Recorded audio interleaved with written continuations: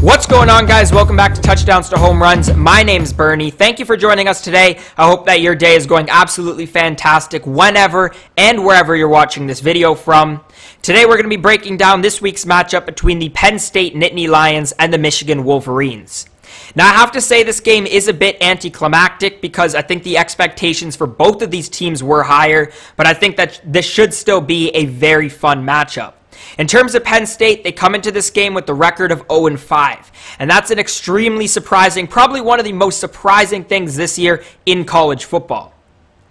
A lot of people had them not only doing better, but I know a lot of people who also had them as being maybe a sneaky second Big Ten team making it into the college football playoffs. But obviously, that's extremely far from the case as this season has played out. Michigan also, as we'll touch on in a little, a ton of issues themselves, although it did look like they got slightly better in the second half against Rutgers, especially in terms of their offense, but they got a ton of issues, especially on defense and in terms of their coaching staff in general, but we're going to talk about all of that in just a second. In terms of the all-time record between these two teams, Michigan is leading the all-time series with the record of 14-9, and if you recall last year, Penn State won the game that these two teams played against each other, and it was absolutely fantastic. It was the whiteout game for Penn State, had big later in the season implications for both teams. Penn State ended up taking that by a score of 28-21, but boy was that a fun game. Penn State started that game off very strong, but Michigan started creeping back in the second half. And if the game this year is anywhere near as exciting as that, this should be a really fun one to watch if you're a fan of either teams or really just a college football fan in general. Let's flip over and take a quick look at the Michigan Wolverines and what they did last week against Rutgers. Michigan now, after their win against Rutgers 48-42 in third overtime, they come into this game with a record of 2-3. Now, as I was saying before, Michigan extremely disappointing. They got a bunch of issues on their coaching staff and a bunch of issues on defense, which include some key injuries. Now, we haven't gotten the injury report for this upcoming week against the Nittany Lions, but to end last week, we had injuries from Hutchison, Kwity Paye, Brad Hawkins, and I think there was one other one that I was missing as well. But yeah, Michigan's hurt. They got a bunch of issues. Cade McNamara replaced Joe Milton in the second quarter. He finished the game passing 27 for 36, 4 touchdowns, no interceptions. He doesn't have the same arm strength or mobility as Joe Milton, but for whatever reason, he's able to get this offense going more than Joe Milton is. And I don't know if that's because of the consistency on his throws or if he's just more accurate, gets more people involved. I don't really know where to pinpoint it at. But the bottom line is Michigan's offense looked a lot better in that second half, and I think there's definitely some momentum there coming into this week's matchup. Hassan Haskins struggled in the first half, but he led the way rushing for the Wolverines. He had 24 carries and 111 yards. But I think like 80 plus of those were in the second half. And when their offense started flowing, Hassan Haskins started flowing as well. And that's something that's definitely positive for the Wolverines. Cornelius Johnson looked like he was one of McNamara's top targets, if not his top target. He had 5 receptions, 105 yards, and 2 of the 4 touchdowns that came through the air.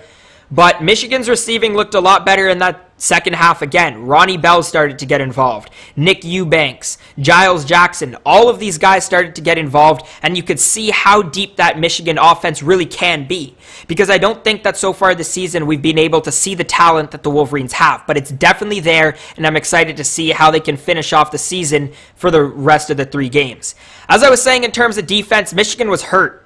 They were missing Kwity Paye, Hutchison, Hawkins, whole bunch of guys. But you know what? They came up with some pretty clutch stops, and especially, into overtime near that fourth quarter, except for the final drive.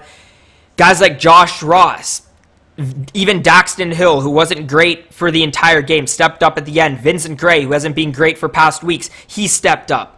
Michigan found ways to come in clutch defensively, and I thought that even though they didn't necessarily play well defensively throughout the game, that's definitely something that Michigan can keep their heads up about.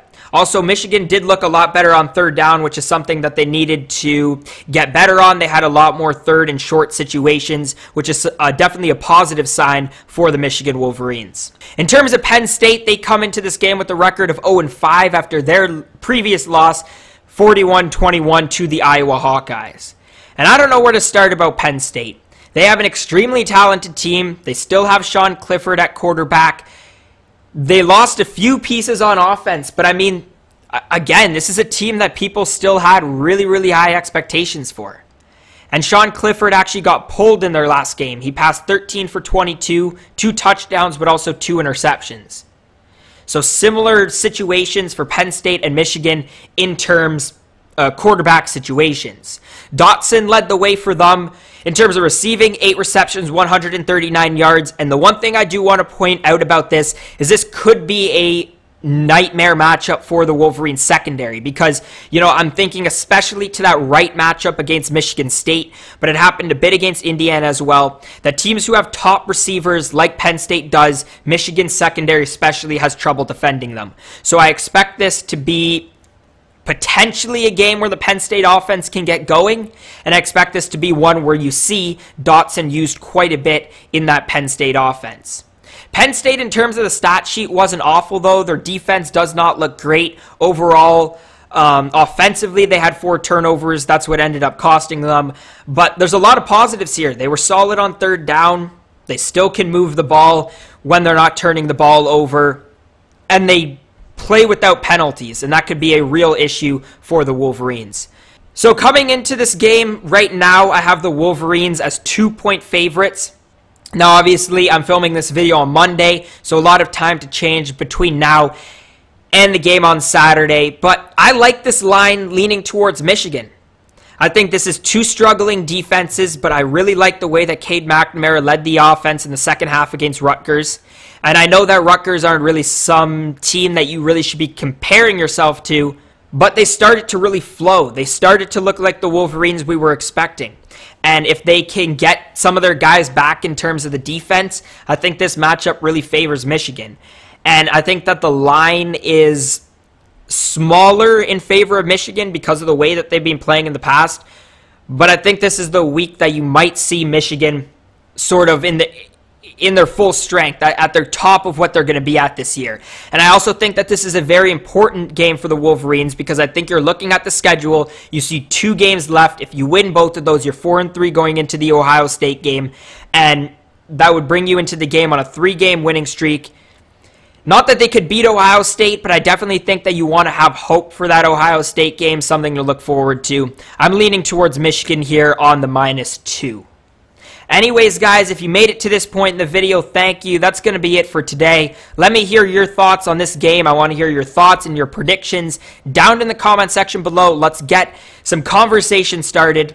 If you liked today's video, make sure to leave a thumbs up and subscribe to Touchdowns to Home Runs. My partner Noah and I have been absolutely grinding out the content on this channel, so make sure you check all that out. Also, we have a store with some college football merch, and we also have a podcast. All those links are going to be down in the description. So again, make sure to check those out. You definitely won't regret it.